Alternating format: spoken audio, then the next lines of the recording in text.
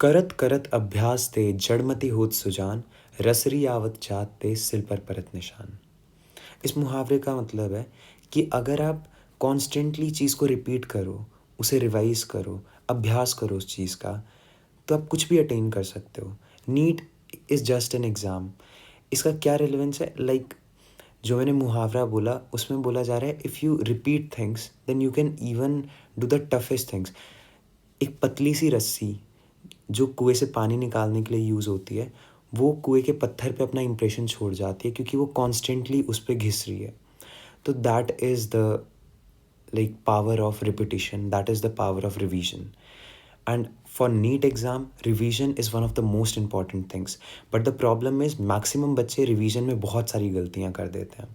तो आज की वीडियो में आई विल बी डिस्कसिंग कि आपको किस तरीके से रिवीजन करनी है, so that you get maximum output, और आप फालतू में स्ट्रेस मत लेना। रिवीजन के टाइम पे इफ़ इन केस आप मॉक टेस्ट भी दे रहे हो, आपके मार्क्स कम आ रहे हैं, that is absolutely fine. But आपको कॉन्स्टेंटली अपने वीक एरियाज़ को ठीक करते जाना है। अब जितना टाइम बचा है, इसमें आपको डेली एक टारगेट रखना है कि एटलीस्ट मैं अपना एक वीक एरिया स्ट्रॉन्ग करूँ। मेरा एंड में ये I would say one of the major reasons why I scored a good score in NEET was कि मैं कॉन्स्टेंटली अपना हर रोज़ एंड के कुछ मंथ्स में डेली एक ऐसा स्पेसिफिक टॉपिक पक्का स्ट्रॉन्ग करता था, चाहे मेरा कितना भी बिजी स्केड्यूल क्यों ना हो, कितनी ही रिविजन्स क्यों ना करनी हो मुझे, कितने ही टेस्ट क्यों ना दे रहा हूँ। But my sole motive was to at least strengthen one of my weak top areas, जो भी मुझे लगता था। अब आज की वीडियो में I have divided all the 3 subjects, chapters जो भी हैं उनमें, इनटू 3 कैटेगरीज। स्ट्रॉन्ग चैप्टर्स, जिसमें आप most of the questions correct कर पा रहे हो। जब आप PYQs लगा रहे हो, अब आपको PYQ सेंट्रिक होना पड़ेगा। At this moment I don't think so कि आपके पास इतना टाइम है कि आप और ज़्यादा रिसोर्सेज पे रिलाई कर पाओ। तो अभी के लिए PYQ सेंट्रिक होना इज़ एब्सोल्युटली फाइन।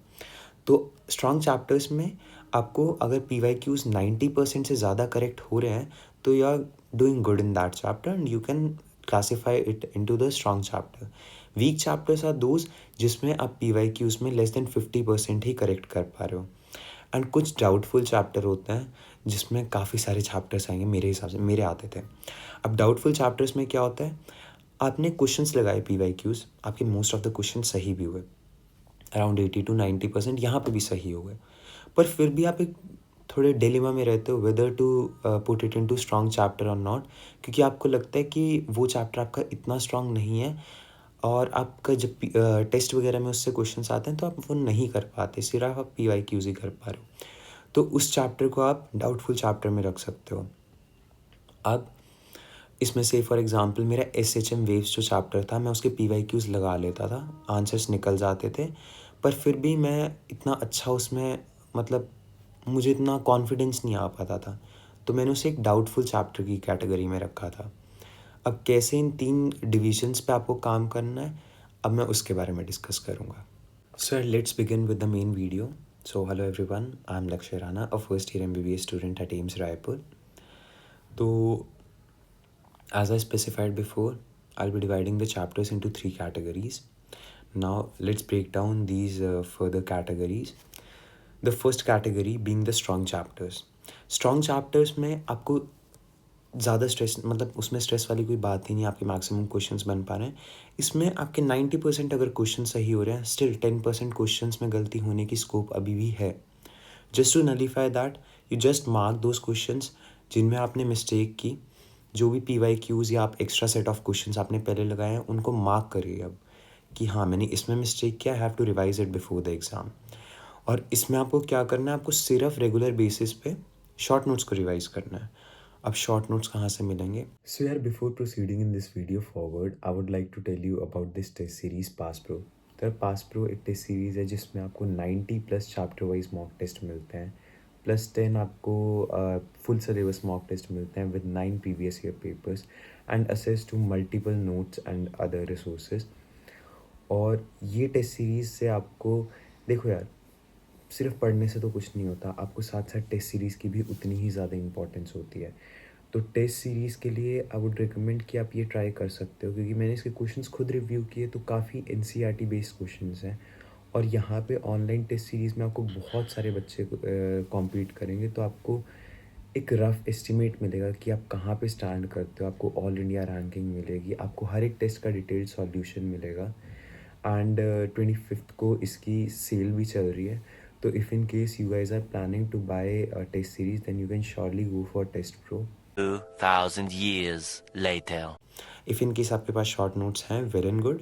अगर नहीं हैं तो आई ट्राई कि इफ़ इन केस डिस्क्रिप्शन में if it is allowed to put the short notes, तो मेरे पास अपने शॉर्ट नोट्स पड़े हुए हैं, I will put that in the description itself.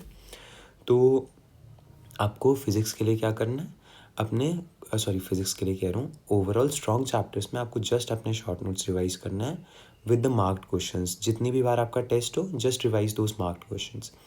Now coming to the second division which is weak chapters. अब weak chapters को again आपको फर्दर 3 डिविजन्स में वो करना है। वीक चैप्टर में भी यार पूरा चैप्टर कभी वीक नहीं होता, उसका I would say maximum part weak हो सकता है, पर एक स्ट्रॉन्ग पार्ट तो होगा ना। तो स्ट्रॉन्ग पार्ट में अगेन आपको, अब क्योंकि यार टाइम कम बचा है तो ऐसा नहीं कर सकते हम कि हम सब कुछ कर पाएँ। तो इस मोमेंट के लिए you will have to divide every chapter into sub divisions. तो से फॉर एग्जांपल आपका मॉलिक्यूलर बेसिस ऑफ इनहेरिटेंस, उस चैप्टर में आपका ओवरऑल पूरा चैप्टर अच्छा है, पर आपको ह्यूमन जीनोम प्रोजेक्ट में दिक्कत आ रही है। तो आप अपना स्ट्रॉन्ग पार्ट्स में क्या रखेंगे, जितना भी उससे पहले वाला पोर्शन है वो सब स्ट्रॉन्ग पार्ट है। जस्ट आपको वीक पार्ट को मार्क कर लेना है। वीक पार्ट में क्या आपका है, ह्यूमन जीनोम प्रोजेक्ट। अब इस पे आपको जो स्ट्रॉन्ग पार्ट है उसमें तो अगेन वही ऊपर वाला क्या मेथड ही आपको यूज़ करना है कि आपको PYQs करना है and you have to just mark the question जिनमें आपकी मिस्टेक हो रही है स्ट्रॉन्ग पार्ट में भी। बस इतना ही करो। वीक पार्ट्स में आपको क्या करना है, आपको अपने कंसेप्ट्स भी स्ट्रॉन्ग करने हैं और साथ में PYQs भी लगाने हैं और थोड़े बहुत एक्स्ट्रा क्वेश्चंस लगाने हैं। वीक पार्ट्स मेरा सोल रीज़न है यार आपको ये छोटी से छोटी डिविजन्स देने का, कि आपको नीट में कोई रिग्रेट ना रहे कि यार वो टॉपिक मेरा वीक था, अगर उस टाइम पे मैं डिवीज़न कर लेता तो शायद मैं वो पढ़ पाता। इस मोमेंट पे आप रीडिंग लीजिए चीज़ों की, डिवाइड कीजिए। डिवाइड करने में आपको आपकी फ़र्स्ट जो रिवीजन होगी उसमें आप पूरा डिवाइड कर पाएंगे, उसके बाद आगे के लिए आपको बहुत आसानी होगी। This is the best method. और उसके बाद कुछ होता है क्रैमिंग वाला पार्ट, से फॉर एग्जांपल पी ब्लॉक के जो टेबल्स हैं वो क्रैम करने वाला पार्ट है। अब कुछ बच्चे क्या करते हैं, अरे हम तो नीट से एक दिन पहले वो पढ़ के चले जाएंगे, याद हो जाएगा। नीट से एक दिन पहले क्या, एक हफ्ते पहले जो स्ट्रेस लेवल्स होते हैं they are at such a level कि आप उस टाइम पे कुछ पढ़ोगे भी आपके दिमाग में नहीं बैठता। यही मोमेंट है, स्टार्ट रीडिंग देम। मुझे पता है दे आर टफ, वो बहुत टाइम लेते हैं होने में, बट द पॉइंट इज चाहे वो कितने भी टफ क्यों ना हो, NT उनसे क्वेश्चंस पूछेगा तो करने तो पड़ेंगी। तो अभी से उन्हें डेली बेसिस पे रिवाइज करोगे ना तो एंड मोमेंट पे इट विल हेल्प यू, आपको कोई ज़्यादा दिक्कत नहीं आएगी। मुझे भी जब मैंने पहली बार पी ब्लॉक पढ़ा था, आई वुड से मुझे इवन 5% भी दिमाग में नहीं घुसा था, पर मैंने उसकी 15 से 20 जब रीडिंग्स ले ली थी, हर एक टेबल को 15 से 20 बार पढ़ लिया था, तो मुझे सब दिमाग में ऑलरेडी आ जाता था, अच्छा ये यहाँ पे ये होगा, ये ट्रेंड ऐसे चेंज होगा। तो that will happen to you as well, but आपको इस ऑर्डर में फॉलो करना पड़ेगा। इन चीज़ों को रिवाइज करना स्टार्ट कीजिए, टाइम कम बचा है, अभी स्टार्ट करेंगे तो एंड तक स्मूथली हो जाएगा। अगर एंड में उठाओगे तो फिर दिक्कत आ सकती है। Now the third division that is doubtful chapters. अब डाउटफुल चैप्टर्स ये थोड़े डाइसी से रहते हैं। इसमें यार आपको थोड़ा सा अपने आप को सेल्फ इवैल्यूएट करना पड़ेगा। आप थोड़ा PYQs को समझिए, किस टाइप के PYQs आ रहे हैं। हो सकता है जो टेस्ट सीरीज़ में क्वेश्चंस आ रहे हों वो ज़्यादा ही हाई फाई क्वेश्चंस आ रहे हों, जो कभी नीट या JEE वगैरह में पूछे ही ना गए हों। तो आप इसमें क्या कीजिए, आप PYQs को उठाइए। आई होप आपके PYQs आपके सही बन रहे हैं, समझो। फिर आप थोड़े और पुराने PYQs करके देखो, अगर आपके वो भी सही बन रहे हैं तो mark it as a strong chapter itself. If in case उनमें दिक्कत आ रही है तो इसका मतलब ये हो सकता है कि आपको जो रीसेंट PYQs हैं वो इसलिए बन रहे हैं क्योंकि आपने इतनी बार कर लें कि उनका फॉर्मूला आपके दिमाग में बैठ चुका है। तो इसमें आप क्या कीजिए, आप इसमें एक बार 2x की स्पीड पे आप वन शॉट वीडियो देख सकते हैं। उसके बाद आपको इसमें, अगर आपको ये डाउटफुल चैप्टर को स्ट्रॉन्ग चैप्टर में लाना है, ऑल द एंड मोमेंट तक भी डाउटफुल चैप्टर वाली कैटेगरी में रहते हैं, but still if you want तो आप क्या कर सकते हैं कि आप PYQs को बार बार सॉल्व कीजिए, थोड़े एक्स्ट्रा क्वेश्चंस उठा के कर सकते हैं, और इसको हमेशा सेकंड प्रायोरिटी पे रखना है। जब आपके वीक चैप्टर्स ख़त्म हों उसी के बाद आपको सेकेंडरी चैप्टर्स को लेना है, डाउटफुल चैप्टर्स को, और इसमें PYQs सॉल्व कीजिए और शॉर्ट नोट्स इसके बाद अगर हैं तो ठीक है, वरना मेरे वाले ले लेना, आप रिवाइज़ कीजिए बार बार। तो next coming to subject wise, अब physics, this is one of the nightmares for most of the NEET aspirants. अब इस पे कैसे काम करना है? आई नो फिज़िक्स थोड़ा वास्ट है, थोड़ा क्या बहुत वास्ट है, इतने सारे फार्मूलाज, इतने सारे कंसेप्ट्स, बट फाइन यार, करना तो पड़ेगा। नीट वाले पूछते हैं तो आपको अगर सेलेक्ट होना है तो you will have to do it. इसमें आपको करना क्या है, जैसे मैंने आपको बताया ना ऊपर कि आप डिवाइड कीजिए चैप्टर्स को, उसी ऑर्डर में आपको डिवाइड करना है। जब आप पहली रिवीजन करोगे ना, एक बार आप ओवरऑल रिवीजन करोगे तो आप खुद डिवाइड कर पाओगे, हाँ ये मेरा वीक चैप्टर है, या अभी तक मोस्ट ऑफ द स्टूडेंट्स को पता चल ही गया होगा कौन से चैप्टर्स उनके वीक हैं। तो what you have to do, आपको इसी प्रायोरिटी ऑर्डर में चलना है। सबसे पहले अपने वीक चैप्टर्स को स्ट्रॉन्ग कीजिए, उसके बाद जो डाउटफुल चैप्टर्स हैं उन पे काम कीजिए, और स्ट्रॉन्ग चैप्टर्स को, ऐसा नहीं है स्ट्रॉन्ग को वीक होने देना है, स्ट्रॉन्ग चैप्टर्स में आप जो PYQs आपकी मिस्टेक हुई हैं वो वाले रिवाइज करते रहिए। हर हफ्ते में 2-3 बार कीजिए, कोई ज़्यादा बड़ी बात नहीं है, और साथ में आप उसकी शॉर्ट नोट्स को रिवाइज कीजिए। मैं बता रहा हूँ, अगर आप शॉर्ट नोट्स रिवाइज कर लेते हो तो आप almost 60-70% of physics already complete कर चुके हो, क्योंकि एंड मोमेंट पे शॉर्ट नोट्स ही आपको काम आएंगे। आप पूरे इतने मोटे मोटे रजिस्टर्स नहीं पढ़ सकते। और रिवाइज कीजिए बार बार रेगुलर बेसिस पे शॉर्ट नोट्स को, दैट्स द ओनली वे। और PYQs कीजिए। PYQs मैं जब बोल रहा हूँ तो अभी टाइम क्योंकि कम है, तो आप 2018 के बाद वाले PYQs कीजिए। Now coming to the chemistry portion, chemistry को अगेन हम 3 डिविजन्स में करना है, physical, organic and inorganic. Physical chemistry में आपको जैसे आपने फिजिक्स के लिए तैयारी की थी वैसे ही करनी है, weak chapter, doubtful, strong chapters, उसके हिसाब से you have to revise. Again यहाँ पे अगर आपके पास शॉर्ट नोट्स हैं, वेल एंड गुड, वरना आप इसके शॉर्ट नोट्स कहीं भी ऑनलाइन सोर्सेज से मिल सकते हैं, फिजिकल केमिस्ट्री के मिल ही जाएंगे। मैंने पर्सनली नहीं बनाए थे। फिजिकल केमिस्ट्री में मोस्टली अपने प्रॉपर नोट्स ही रिवाइज करना पसंद करता था, क्योंकि दैट वाज लाइक मुझे उसके साथ साथ क्वेश्चंस भी थोड़े वापस रिव्यू हो जाते थे। बाकी ऑर्गेनिक के लिए अगेन मेरे short notes I will provide you with that, आप उनसे रिवाइज कर सकते हैं। नेम्ड रिएक्शंस बार बार रिवाइज कीजिए। आई होप अभी तक मोस्ट ऑफ द स्टूडेंट्स ने एक नेम्ड रिएक्शन की नोटबुक बनाई होगी।